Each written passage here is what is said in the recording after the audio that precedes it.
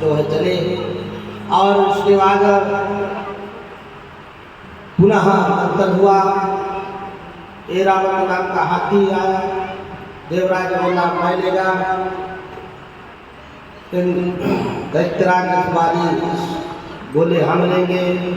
भगवान ने कहा देखो ये जो है राजा देवराज इंद्र हाथी लेगा। अब तुम विष तो पिए नहीं, तो इसलिए जो है हाथी इंद्र लेगा। पुनः मंथन चालू हुआ। पुनः मंथन आरंभ हुआ। इसके बाद उच्चैश्रवा नाम का घोड़ा हुआ। तो देवराज बलि बोला मैं लेगा। फिर से देवराज इंद्र बोले हम लेंगे। नहीं नहीं, भगवान बोले देखो इंद्र गति मत करो, अब की बार तुम हाथी लिए हो, इस बार बलि घोड़ा लेगा। तो दैत्यराज बलि को घोड़ा मिला। पुनः कौस्तुभमणि निकली। कौस्तुभमणि निकलने के बाद सब लोग बोले, चमकती हुई जब मणि निकली तो सब लोग बोले तो हम लेंगे हम लेंगे। भगवान बोले सब तुम्हें लोगे कि हमको भी कुछ दोगे भाई? इसलिए हमारे लिए भी थोड़ा सा सोचो।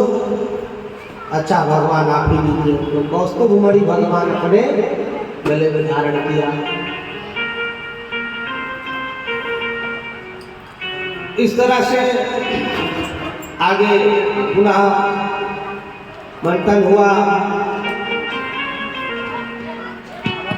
और वनस्पति रत्न इत्यादि सब हुआ, उत्पन्न हुआ।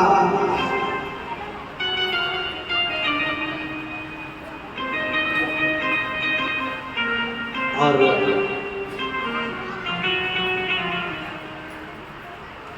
आगे चल करके अंतोगतवा भगवान धन्वंतरी अमृत का कलश लेकर के प्रकट हो गए। और धन्वंतरी महाराज से पहले भगवती लक्ष्मी जी का भी वर्णन है। भगवती लक्ष्मी जी प्रकट हुई। लक्ष्मी जी समा गई थी ना सब, तो भगवती लक्ष्मी जी प्रकट हुई। और भगवती लक्ष्मी जब प्रकट हुई तो इस तरह से सारे देवी देवता, सारे दैत्य और देवता लक्ष्मी पाने के होड़ में लग गए। भगवान ने कहा देखो ये सब इनके ऊपर ही छोड़ दो, ये डिपार्टमेंट दूसरा है, इसमें हावी मत होगा, ये दोष का काम है। ये उनके ऊपर छोड़ दो, जिन्होंने जो निर्णय करेंगे जिसको पलट कर देगी उसी का हो जाएगा। अच्छा सब लोग आजकल अपना नियम बनाते हैं।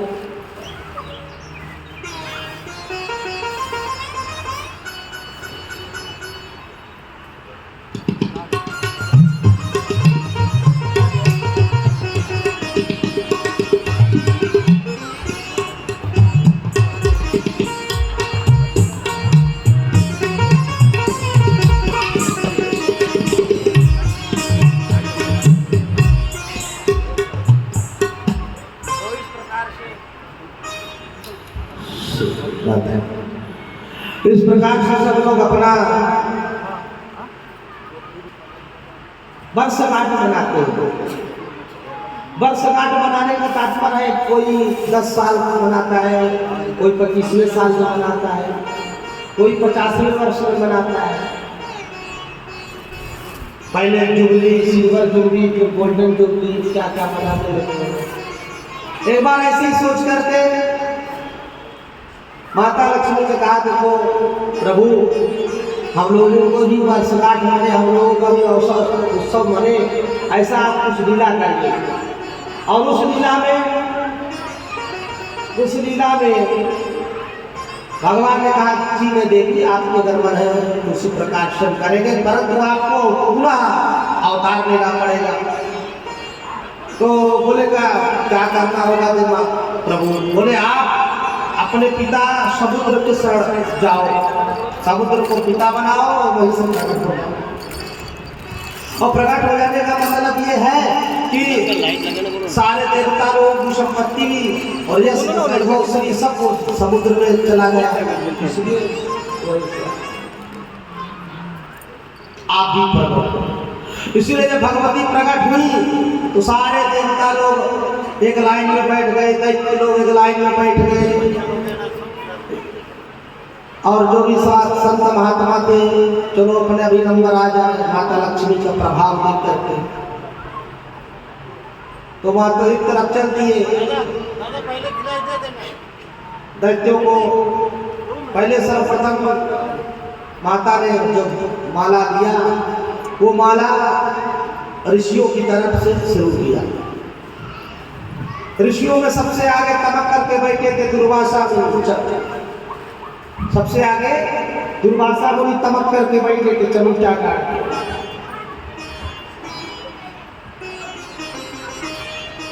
दुर्वासा मुनि के सामने जब आई लेकिन भाई ठीक है, तपस्वी है, बहुत ही परम करके नाक को गुस्सा रखा रहता है, इसीलिए अच्छा नहीं। इस तरह से सारे ऋषि समाज को माता जी नमस्कार करते हुए आगे बढ़ी। उसी समय भगवान भोलेनाथ भी चमुचा गाड़ के बैठे थे। भोलेनाथ माता देखिए प्रणाम करी, देवों को देव महादेव, बहुत ही दयालु है, कृपालु है, भोलेनाथ है, परम तो भेष मंगल है।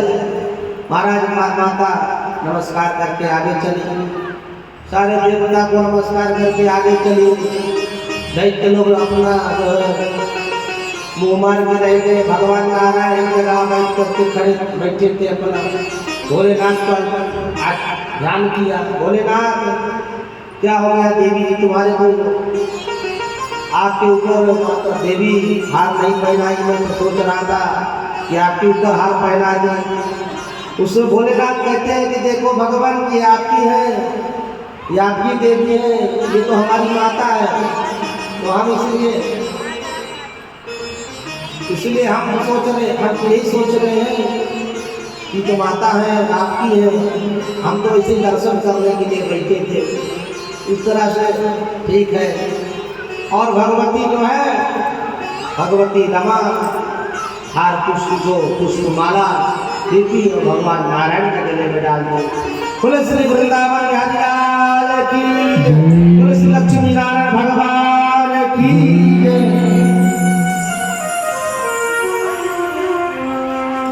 आज माता लक्ष्मी जी का विवाह भगवान नारायण के साथ वर्षगांठ के रूप से मनाया जाता है। दीपावली कार्तिक कृष्ण पक्ष की अमावस्या तिथि को जो है मंत्र में भगवती लक्ष्मी का प्रादुर्भाव हुआ था और उस समय भगवान नारायण को वरमाला पहनाई। उस दिन से वर्षगांठ भगवान की बन गई। लेकिन लक्ष्मी गणेश जी का पूजा करते, क्योंकि सर्वप्रथम पूजा करने से गणेश जी का पूजा करते, गणेश जी का पूजा लक्ष्मी जी का पूजन करते, लेकिन नारायण को भूल गए।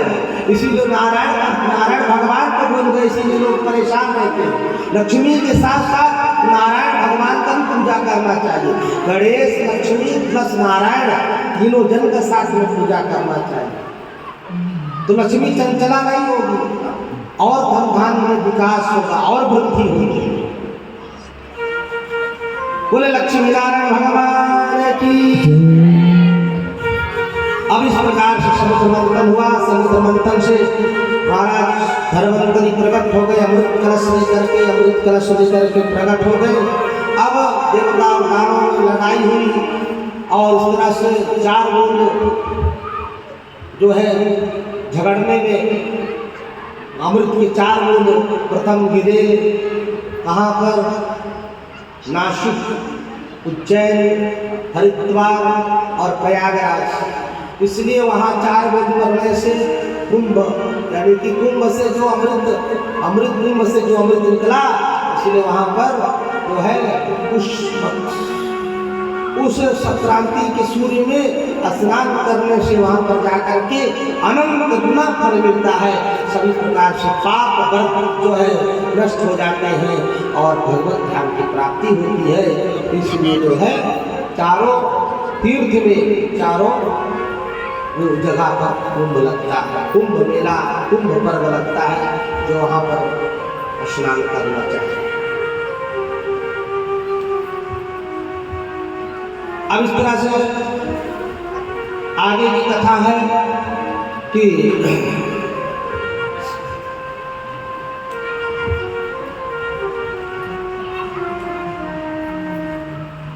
अब 9वें स्कंद में प्रवेश करते हैं। तो वहाँ पर 12 अध्याय में सूर्यवंश और 12 अध्याय में चंद्रवंश। सूर्यवंश में आए भगवान राम और राम भगवान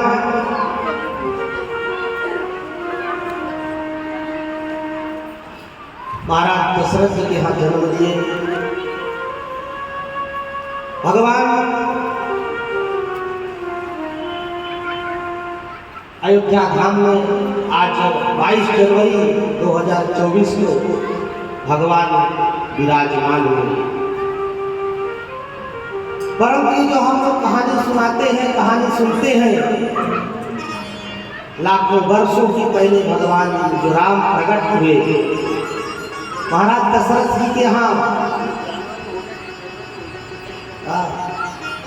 तो दशरथ महाराज के यहाँ पुत्र नहीं थे, संतान नहीं था, तो उन्होंने यज्ञ किया और यज्ञ कराई मुनियों ने। तो उनके यहाँ वो यज्ञ के चरु से भगवान श्री राम, लक्ष्मण, भरत और शत्रुघ्न इन चारों महिलाओं का जन्म हुआ और जन्म पाकर जन्म होगा प्रकट हुए और प्रकट होने के बाद जो है अयोध्या धाम में बड़े धूमधाम से पुत्र उत्सव मनाया गया। महाराज दशरथ ने जो है सबको बधाइयाँ दी, अनेक न्यौछावर किए और इस तरह से धीरे धीरे भगवान बड़े होने लगे। उनके जात नामकरण संस्कार अब और संस्कार सब हुए, फिर विद्या संस्कार, जनेऊ संस्कार सब हुआ। भगवान पढ़ने के लिए गए, गुरु गृह पढ़न गए रघुराई, अल्पकाल विद्या सब पाई। गुरु गृह पढ़न गए रघुराई, अल्पकाल विद्या सब पाई। गुरु गृह पढ़न गए रघुराई, अल्पकाल विद्या सब पाई।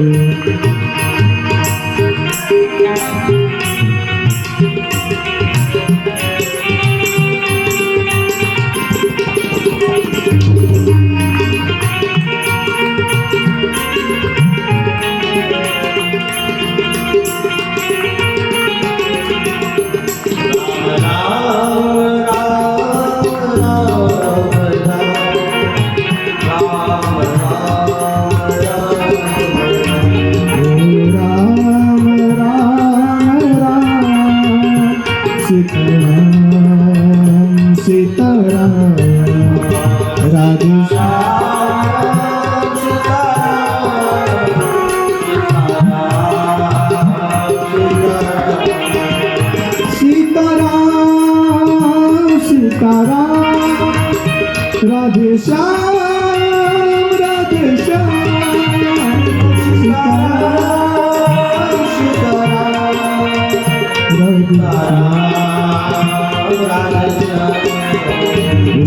सीताराम सीताराम सीताराम सीताराम सीताराम सीताराम सीताराम सीताराम।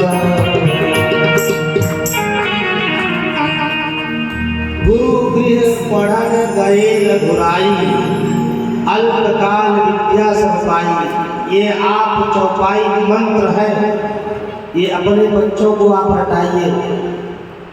ये बहुत बहुत सिद्धिकारक मंत्र है। जो बालक पढ़ने में कमजोर होता है, जिसको भैया बहुत बड़ा कुछ अर्थशास्त्री बनाना है, कुछ भी बनाना हो विद्या के विषय से लेकर, और जब तक पढ़ेगा नहीं तब तक कोई आगे बढ़ा ना प्रोफेसर, ना इंजीनियर, ना कलेक्टर, ना कुछ भी।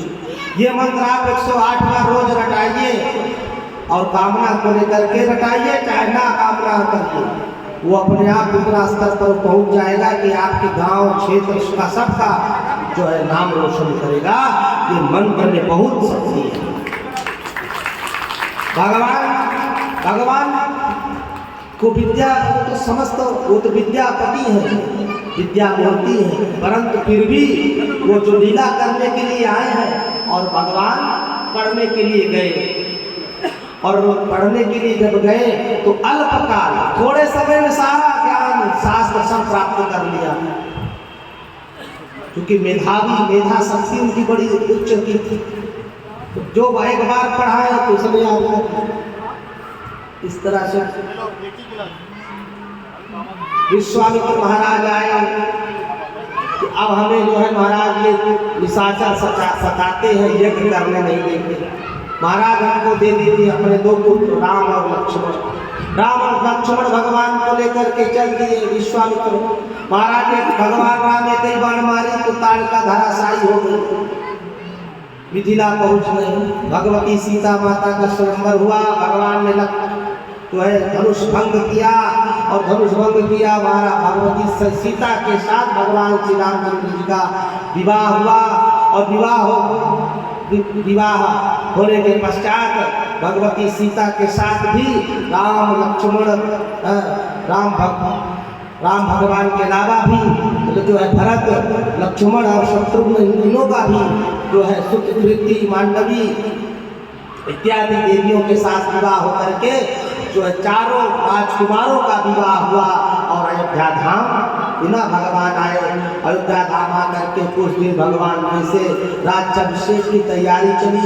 राज्याभिषेक की तैयारी होने के बाद पुनः जो है मंथरा दासी आ गई। देवता लोगों ने क्या किया कि मंथरा को भेज दिया, जाओ बुद्धि बिगाड़ो कई माता का। नहीं, भगवान राम बैठ गए अयोध्या में राजा बन के, तो बाहर का काम नहीं होगा ना। जो है मन में देवता लोग जो वन में ऋषि मुनि तपस्या कर रहे हैं, ना वहाँ पर जाकर के उनका कल्याण होगा, और ना भी जाकर के जो दैत्य लोग परेशान कर रहे हैं।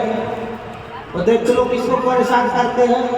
जो भगवान का भजन करता है, जो भगवान का यज्ञ करता है, उसमें परेशान करने का काम दैत्य है। अब भले कितना इस्तेमाल कर रहे हो वो भले अलग की बात है। देवता लोग भी तो अपना खूबसूरत जो है दैत्य लोग अपना बना लेते हैं माया शक्ति से, उनके पास माया का बल रहता है। सूर्पणखा आगे आई, जब भगवान बन को चले, भगवान ने 14 वर्ष वर प्राप्त किया और भरत जी महाराज को राज सत्ता, परंतु भगवान की आज्ञा को शिरोधार लेकर के खड़ाऊ लेकर के आए, और नन्ही ग्राम में भरत जी ने पृथ्वी पे गड्ढा करके वहां तपस्या किया। और इस तरह से भगवती आज इस तरह से लंका में जाकर के भगवान ने रावण का वध किया, और वध करके रावण का उद्धार किया।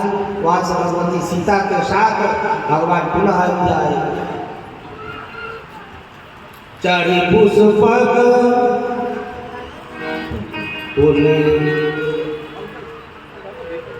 अब इसके बाद पुनः आ गए भगवान, और आकर के भगवान 13,000 वर्ष तक राज किया।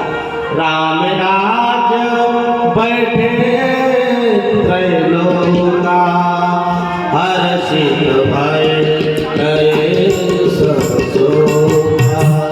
राम राज बैठे त्रैलोका, हर्षित भय गए सब सोका। हर्षित भय गए सब सोका।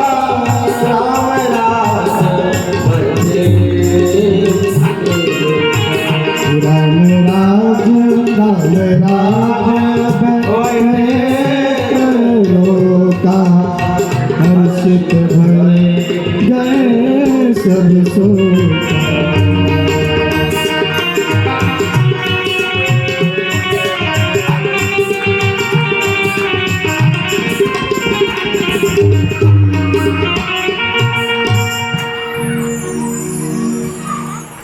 कहीं शोक नहीं, कोई दुख नहीं, कहीं कुछ भी नहीं, सब पूरी प्रजा सुख में है। इस प्रकार से भगवान के रामचरित्र परम पवित्र, ये भगवान सूर्य वंश में। अब आइए हम लोग चंद्र वंश में प्रवेश करने। कथा को इतना कथा में गहराई है कि बोल पाना समय का अभाव है। हेलीकॉप्टर की तरह उड़ना पड़ता है, कथा के संदर्भ को उड़ाना पड़ता है। अब बताइए 1 मिनट में राम चर्चा करते, अभी कृष्ण चर्चा करना ऐसा, अभी 7 बजा नहीं कि लोग भागना शुरू कर देंगे, महाराज को घर जाना है, तो क्या करें? व्यास तक कहाँ तक बोले? समय आया। कथा की गहराई इतनी, इसलिए थोड़े प्रसंग में सुनने के बाद जितना अंतर गया। आते को वन को जलाना है तो चिंगारी काफी है, परंतु कब? जब वन सूखा होता है।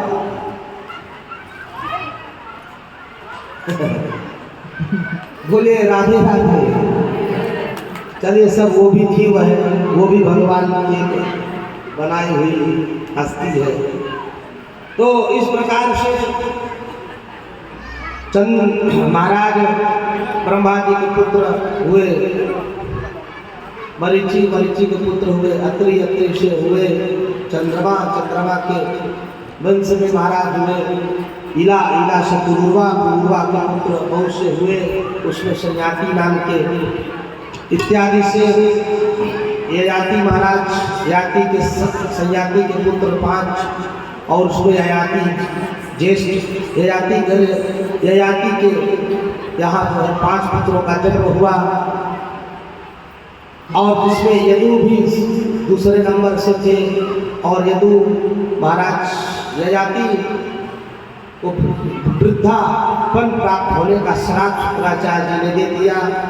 तो जो है सबसे छोटे पुत्र ने, गुरु ने अपनी जवानी पिता को दी, और उसके बाद जो है पिताजी का वृद्धत्व धारण किया, कई वर्षों तक भोग किया। महाराज ययाति ने पुनः जो है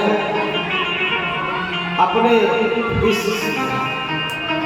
विकार को समझ करके, विकार वासना आदि को समझ करके, क्षणभंगुर समझ करके पुनः जो है अपने पुत्र को कहा, पुत्र तुम अपना वृद्धत्व मुझे प्रदान करो और ये अपना यौवन ले लो, और तुम ही मेरे अखंड भारत के तुम जो है सम्राट बनोगे। और इन 4 और बाकी जो 4 पुत्र थे, यदु दुर्हु इत्यादि को राज्य न प्राप्त होने का श्राप दिया था। उसी यदु ने आगे आकर के जो है महाराज उग्रसेन के पुत्र वसुदेव, और वसुदेव महाराज वसुदेव के यहाँ जो है उग्रसेन का पुत्र कंस अपनी चचेरी बहन देवी माता का विवाह का रिश्ता ले जा करके रखा, प्रस्ताव रखा। महाराज वसुदेव जो है उस विवाह को प्रस्ताव स्वीकार कर लिया। बड़े धूमधाम से लोग प्रजा को दिखाने के लिए, यहाँ देखो भाई कितना उदार है, ये सब प्रपंच देखने के लिए, राजसत्ता प्राप्ति को बढ़ाने के लिए उन्होंने जो है इस प्रकार से कंस ने छल किया, प्रपंच रचा। और इस तरह से देवता लोग समझ गए थे, देवता ने आकाशवाणी किया। यहाँ तक कि राजा कंस ने जो है अपने बहन देवकी को ही साथ रथ में बिठा करके और विदा करने के लिए लेके जा रहा था, हमारा अपने मानोई वसुदेव महाराज के साथ। उसी समय आकाशवाणी में कह दिया, दुष्ट, जो तू अपने इस बहन को लेके जा रहा है, बड़े प्रसन्नता होकर के, हर्षित होकर के लेके जा रहा है, इसी बहन का लाल 8वां लाल होगा तेरा काल। और जैसे ही आकाशवाणी ने कहा तो उसी समय जो है कंस व्याकुल हो गया, मेरी बहन के इसका बेटा 8वां काल होगा।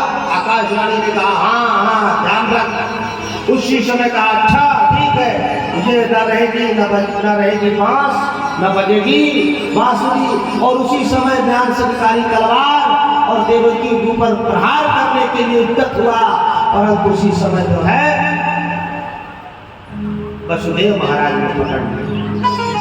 वसुदेव महाराज ने कहा महाराज अनर्थ मत करिए, पूरी प्रजा देख रही है, आप अगर बहन को मारोगे, आपने तो वैसे ही अपने पिता को बंदी बना करके जेल में डाल दिया है, परंतु अगर आप अपनी जो है अगर अपनी बहन को मारोगे तो पूरी प्रजा देख रही है। और अगर प्रजा का भाव बदल गया तो जो है सत्ता गिरने में समय नहीं लगता। इसीलिए महाराज आप वचन के धनी हूँ मैं ये बात कहता हूँ कि जितने भी हमारे पुत्र होंगे सब आपको दे दूंगा। आपको पुत्र से भय है, इससे तो भय नहीं है ना, आकाशवाणी में कहा है। इसलिए मैं जो भी पुत्र जन्म लेंगे मैं सब पुत्र आपको दे दूंगा, आप उसका जो भी करना है करो, लेकिन इस समय आप अपनी बहन को छोड़ो, ये मेरा संकल्प है, वचन है। इस प्रकार से बुद्धिमत्ता समझ करके वासुदेव जी ने जो है पत्नी को संकट से बचाया। अब जो है कंस ने कहा लेकिन आपको हमारे जेल खाने में रहना होगा। ठीक है चलेगा। और वहीं पर जो है इस तरह से प्रथम पुत्र हुआ। महाराज वसुदेव लेके गए, बोले नहीं महाराज मैं आपसे आप वचन के धनी हो, विश्वास है, मुझे तो 8वें से भय है, ले जाओ उसे। उतने में नारद जी आ गए। नारद जी कमल का पुष्प लेकर के आए और दिखाए, बोले इसमें से 8वां दे दो। बोला घुमाया कमल का फूल और बोले 8वां दे दो। अगर 8वां तुम बता दो कौन है तो मैं समझू। बोले 8वां कोई भी हो सकता है, इधर से गिनो तो 8वां, उधर से गिनो तो 8वां। नारद जी ने चक्कर में डाला, कंस चक्कर में हो गया तो तुरंत ही उसने बुलाया और कहा पुत्र को लेके आओ, और इस तरह से दे मारा और जो पुत्र की हत्या कर दी। 6 पुत्रों की हत्या कर दी। 7वां भगवान जो है स्वयं शेष जो है संकर्षण भगवान रोहिणी माता के गर्भ में अनुसंधान करवा दिया श्री भगवती योग माया ने। 8वें भगवान आए सब देवता स्तुति करने लगे। सत्यप्रदम सत्य परम त्रिसत्यम सत्यम च योगं निहितं च सत्ये सत्यात्मकं त्वां शरणं प्रपन्ना सत्यात्मकं त्वां शरणं प्रपन्ना। अब इस तरह से सब लोग देवता लोग स्तुति करने लगे। भगवान जो है आगे और भगवान बुलाते ही है कि विप्रध्वनि सुर संतहित लीन मनुज अवतार निज इच्छा निर्मित माया। और भगवान का जो जन्म लेने का यही उद्देश्य होता है।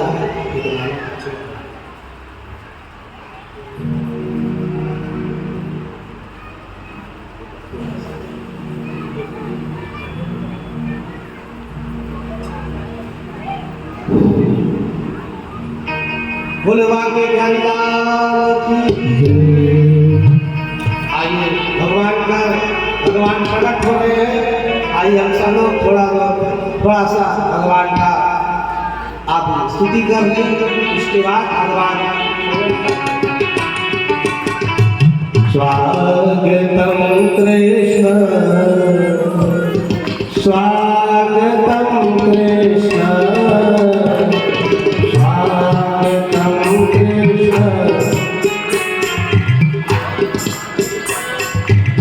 स्वागतम कृष्ण स्वागतम कृष्ण स्वागतम कृष्ण सुस्वागतम कृष्ण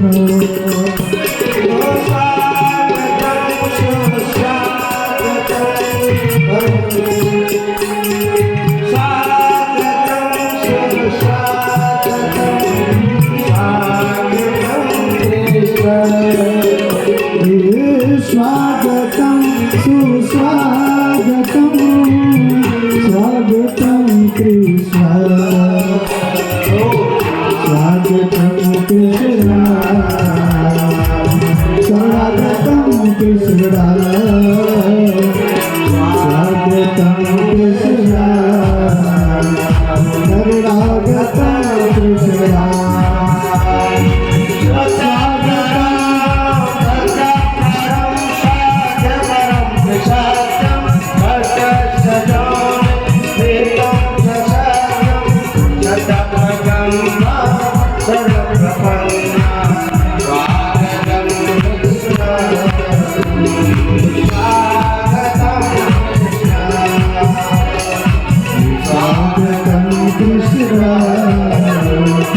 सुस्वागतम कृष्ण स्वागतम सुस्वागतम शरणागतम कृष्ण स्वागतम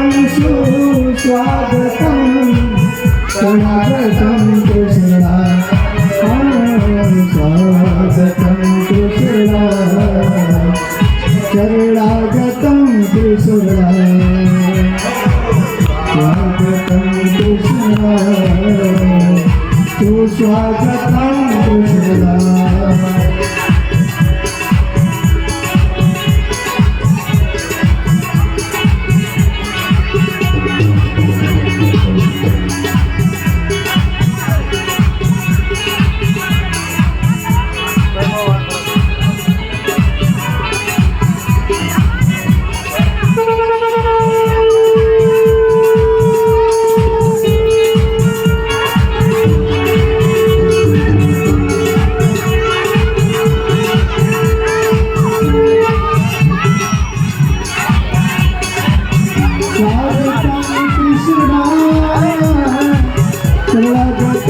कृष्ण स्वागतम कृष्ण शरणागतम कृष्ण स्वागतम कृष्ण शरणागतम कृष्ण स्वागतम कृष्ण सुस्वागतम कृष्ण स्वागतम कृष्ण सुस्वागतम कृष्ण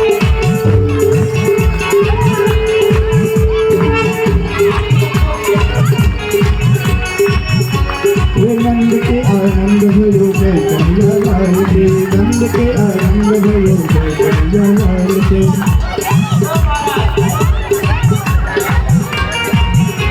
नंद के आनंद भयो जय कन्हैया लाल के नंद के आनंद भयो जय कन्हैया लाल के नंद के आनंद भयो जय कन्हैया लाल नंद के आनंद भयो जय कन्हैया लाल की जय कन्हैया लाल की जय कन्हैया लाल की हे नंद के नंद भयो जय कन्हैया लाल की नंद के नंद भयो जय कन्हैया लाल नंद के नंद भयो जय कन्हैया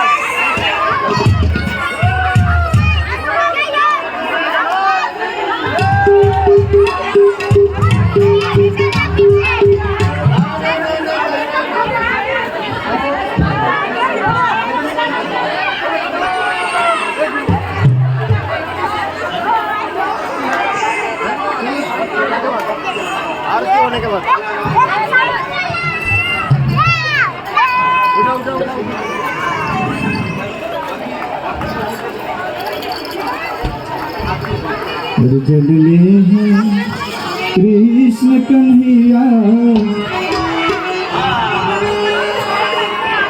जल में है कृष्ण कन्हैया, गोकुल में बाजे बधैया। जल में है कृष्ण कन्हैया, गोकुल में